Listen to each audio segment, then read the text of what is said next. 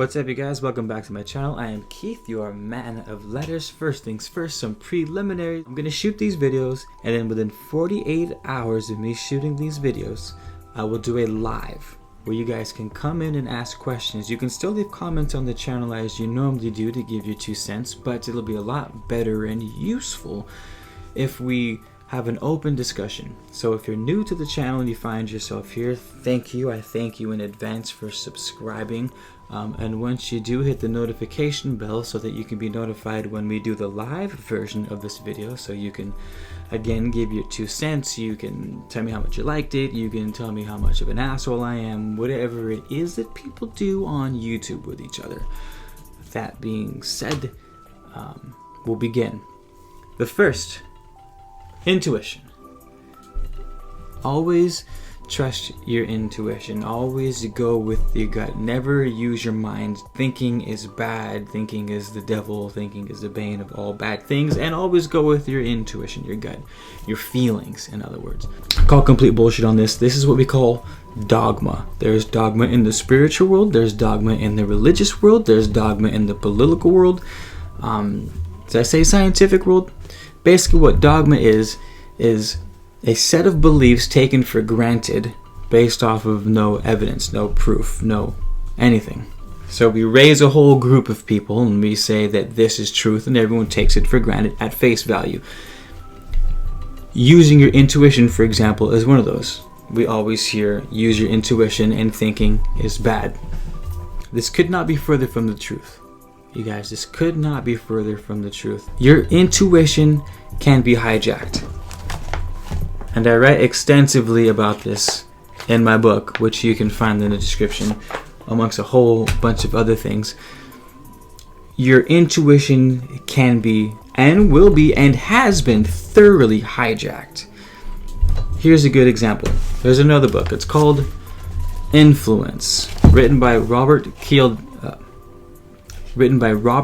B. Cialdini. This entire book was written to show people how you can manipulate others and how that you yourself are being manipulated in the world of marketing. I'll give you 2 prime examples. One, the experiment was they brought someone into a room with a list of words, and apple, banana, cherry, whatever. They were random words.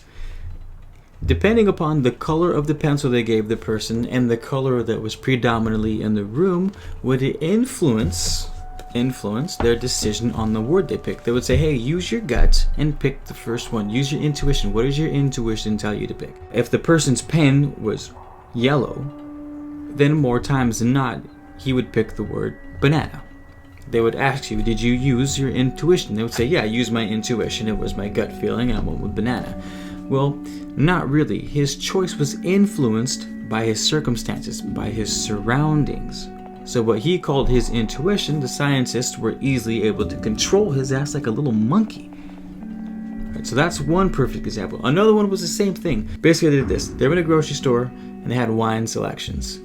This company tried to figure, hey, we have too much German wine. We need to get rid of the German wine and bring in the French wine. So what they would do is they would play different kinds of music. So then scientists, neuroscientists said, hey, let's reverse engineer this. Well, what was playing through the speakers had a huge influence on what the people were buying. So now imagine this. I'm at the store. My girl tells me to pick up a bottle of wine. She says, use your intuition. I say, babe, what do you want? I'm not a big wine person. How am I supposed to pick? She says, surprise me. Use your gut. Use whatever you think feels the best. Use your guts. Don't think about it, babe. Don't think. Just use your gut. So he goes to the store. He sees French wine. Ooh, French wine. Perfect. She'll love that. Grabs the French wine. Takes it home. She loves it. Boom. He gets laid. Open and shut case, Johnson. But go back now. Little did that guy know that they had been playing French music throughout the time he was in there. They decorated the aisle of wine with French grapes and French names and French regions, and it influenced his purchase to buy French wine over the German wine, over the Spanish wine, over the Portuguese wine. And this is what happens. So we go about the world thinking we are autonomous and that we make our own decisions, that we are sovereign beings in control of our own destiny, only going off of our gut and never using our mind because we're above the mind, right? But the entire time we're being persuaded. Subtle programming, over and over and over again, is steering our choices, is guiding our hand like an invisible puppet. So stop going with your intuition all the time, because your intuition has been hijacked. If you live in America or in any first world and probably third world countries now, your intuition has been hijacked. Now, this isn't to say that your intuition sucks and that you can't develop your intuition, because you can. And I would say that if your intuition is on point and you're tapped into the universal mind, that yes, it would be better than using your conscious mind, because your conscious mind is very limited and your subconscious / intuition is vast. That being said, your average Joe Schmo or whoever, just because they're stacking up crystals on their chakras at night doesn't mean they haven't been hijacked. I mean, people in the spiritual world use these tactics. I swear to God, you guys, read this book. It's short. You'll finish it in 3-4 days, and you will see time and time again how you're influenced. I use these techniques when I'm selling my candles, when I'm selling my book, when I'm trying to make myself seem like more important of a person. Like everyone, Ralph Smart, Aaron Dottie, Teal Swan, Muji, Sadhguru, all these guys are all using tactics of influence. Not necessarily, and just because you're trying to influence people doesn't mean you're bad. That's debatable. The ethics of influence and the ethics of marketing and manipulation, pretty much everyone sees manipulation as bad, cut and dry, period. That being said, you could argue and say someone who's using influence like Dr. King, for example, could be a good person because he used manipulation for a good cause. But as we all know, good and bad are subjective. Hitler thought what he was doing was good. Clearly that wasn't. There's a war, right, with two different people. Both sides are assuming they're the better one, but someone has to be the bad guy in a war. You're slaughtering people, right? So the ethics behind influence are debatable and arguable, but that they're being used is not. So it's better to empower yourself by knowing what's out there, by reading, by getting knowledge, by using your mind, and not going completely off your gut. Because you're just a fucking cattle if you're going off your instinct. We're not animals. You want to know how butterflies can find their way from Washington to Mexico 3 generations later? None of them know where they're going, but they somehow figure it out. That's intuition. That's instinct. Humans have developed something a little more refined than instinct, a little more refined than intuition.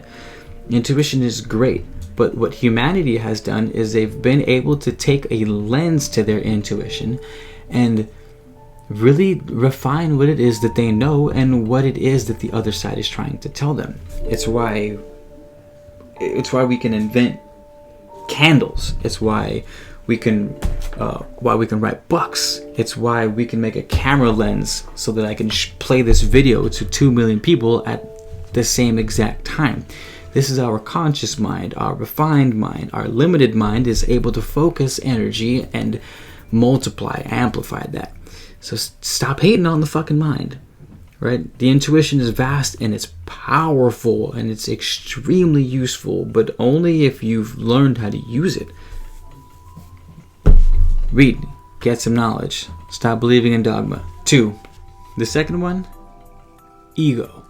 Everyone says that the ego is a bad thing. Well, I kind of think it's a bad thing too, but again, bad and good are subjective. Everyone's got their own definition of it. The extremes run wild. I've talked about this in other videos, but I'm going to give you guys a definition of ego to where you can stop beating yourselves up, to where you can stop talking shit to people, to where you can stop reading articles that say kill your ego or transcend your ego, or the top 3 reasons why the ego is the worst thing in the universe, etc., etc., etc. I'm going to give you a definition that's going to clear all of that up. You guys ready? Here is your new definition for ego. The ego is simply and perfectly a lens for you to have an individual experience, period. So imagine your oneness, infinite, indescribable, undefinable. It is everything, all thoughts, occurrences, emotions, happenings, past, future, present, frequencies, vibrations, everything ever. Oneness. All that happening simultaneously. Now that thing more or less wants, if we can even say that that thing even wants, right? Does it even want? That's a human characteristic. But it wants to have an individual view. It wants to be able to perceive itself. Darkness does stem from the ego. The reason why the ego is bad is because the ego gives us an illusion of separation. And so we're literally cut off from oneness. And it's dark out here. We're out. Think of how dark the universe is. The only places of light are suns. Not even planets. Planets don't even create their own light. Planets are reflecting light from the sun. Unless it's a volcanic planet, then it's creating its own light. But if there's no volcanic activity happening on a planet, the light is only coming from either its aurora borealis, if it has one, and the light it's reflecting off the sun. The universe is dark as hell. The further you get from source, the darker it is. So it's the ego's job to separate you from oneness. But because you're separated, you're in darkness. So the ego can be described as the fall of man. The fall of man being symbolic of leaving oneness. But we have to have that. We have to have the ego. We have to have the illusion of separation. Otherwise, I can't live life as Keith. You can't live life as Joe. You can't live life as Sarah. You know what I mean? Without the ego, you can't be you. And the bigger the ego is, and they said that person has a big ego, the more convinced they are their label and not so much oneness. So here's why it's useful. Here's why it's useful. By demonizing the ego, we demonize a part of ourselves. So if we look at what ego means, it's an ancient Greek word, and it just means I, myself. So I as Keith, with this skin, with this hair, with this upbringing, with this culture, with this language, with this identity, that's my ego, right?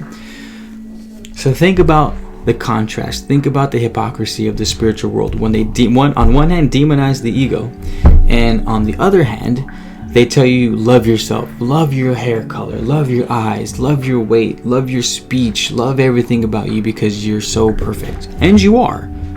But how confusing is that to, on one side, say, hey, love your ego as much as you can, and then have books written about how terrible the ego is. Doesn't that seem kind of hypocritical, kind of contrasting, kind of just doesn't make sense. And then we wonder why the people in spiritual communities are so confused and so lacking direction, not knowing what to do with their lives. They want to be completely free, but not realizing that being completely free means you have no boundaries. And when you have no boundaries, you have no direction. Without boundaries, you don't know what's safe and what's not. You don't know your limits. You don't know how far you should go. You don't know what direction to go. You lack willpower. You lack drive. You lack focus. So freedom comes at a cost. Complete and utter freedom comes at a cost. You know, the ego is a restraint on that freedom. It's saying you are not everything in existence for this lifetime. For this lifetime, you're Keith. You can be anything, you can go anywhere, yes, of course, but you're limited to your body. So my goal with the ego is to say, don't demonize it, learn about it. All the greatest evils in the world come from an out-of-control ego. Yes, I believe that absolutely. But all the beautiful things in the world come from an ego that's in check.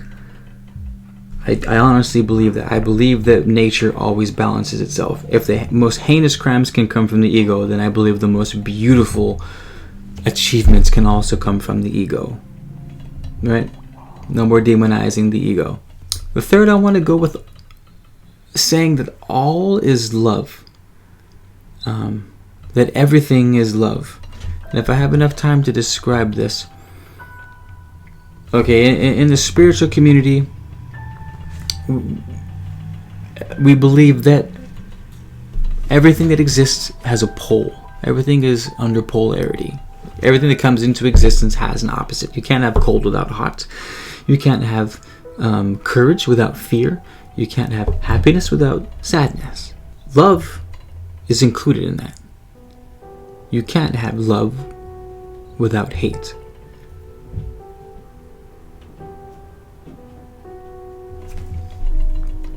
As a result, love is a half-truth. There's only one truth.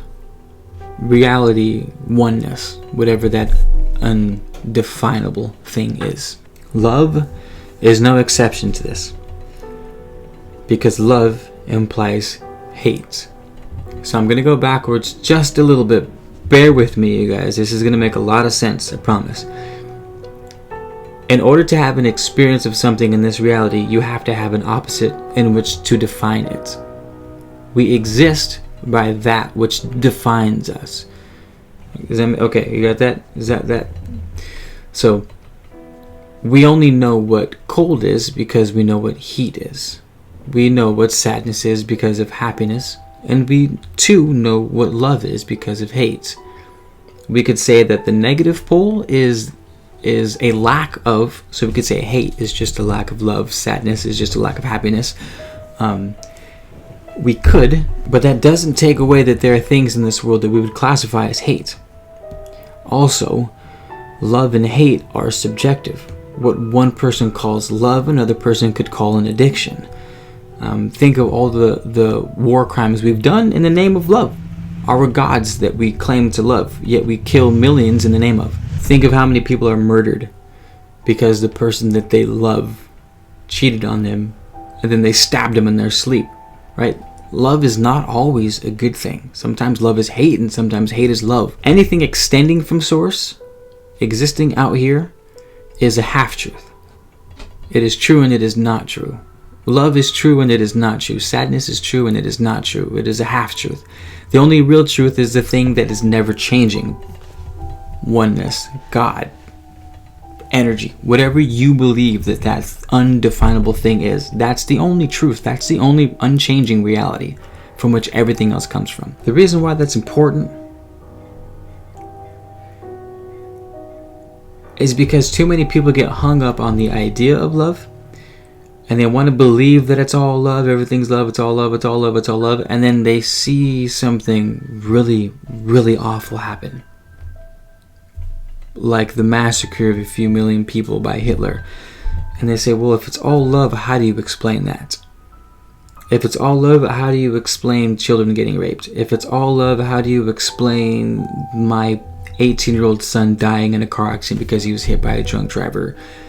How do you explain the most terrible things that happen in the world if it's all love? And the reason why is because it's not all love. Yeah. Source is undefinable. It's everything. It's love, it's hate, it's happiness, it's joy, it's fear, it's pride, it's shame, it's guilt, it's excitement. It's everything, you guys. It's not love. It's infinite. And to put a word like love on it is almost belittling, limiting. Imagine you have this entity that contains all of existence, and then you say, well, it contains everything, and everything is contained in it, but it's only love. That doesn't make any sense. So, if you've made it this far in the video, the reason why I'm so adamant about revealing dogmas like this in the spiritual community is because I see a lot of blogs and articles written and Instagram posts and YouTubers who portray themselves as these enlightened beings only because they're using trigger words, right? They say all the right things. They drop vibration here and there. They drop transformation here and there. They drop the word oneness. They just name drop fucking terms across the board, and that everyone likes and everyone's used to hearing. Like, it's all love, or you just have to trust your intuition. You know, your intuition never lies to you. You just have to cure your ego. All your problems are coming from your ego. You should just get rid of your ego altogether and like just be one with everything. We're humans for a reason. Alright? We're having this experience for a reason. When you die and you lose your identity as you and you become one with Source, great. You'll be one with Source and you'll feel the bliss, which some people can only experience during childbirth or drugs or near-death experiences. But while you're human, you have to be careful. Because if you're killing your ego so that you can be open to everything, if you believe that your intuition is the last say for everything, you're going to be manipulated like a sheep all day, every day. If you're running around saying everything is all love and it's all good, and you believe that there's no such thing as hate, then people are going to do fucked up things and they're going to get away with it, and no one's going to oppose them because you've got a world running around saying it's all love, it's okay, we just have to, just let them be hate. Don't focus on that. Just focus on love. Of course, I believe where you focus at manifests, but we have to be careful. We have to be careful because we live in a dense reality, and we are more or less susceptible to its laws. And if we live in a reality where there is love, then we live in a reality where there is also hate, and we need to act accordingly. So that's it. Thanks for being here, you guys. Again, we're going to do a back and forth dialogue. If you're old to the channel, make sure the notification bell is hit so you'll be updated. If you're new, hit subscribe and then click the bell so you're notified when I release it. Probably tomorrow, I'm thinking I'll go on around probably tomorrow afternoon, around 5-6 o'clock I'll do it. So give people time to get home and sit in and hang out with us. But yeah, that's about it, you guys. Thanks for being here. I've got a couple messages about the candles. I'm out. I've sold out of the candles. So the new candles aren't going to be here until Monday. However, I do have a new pillar candle. Check this bad boy out. As you can see, it's huge. 19 ounce. It's 19 ounces. Over a pound.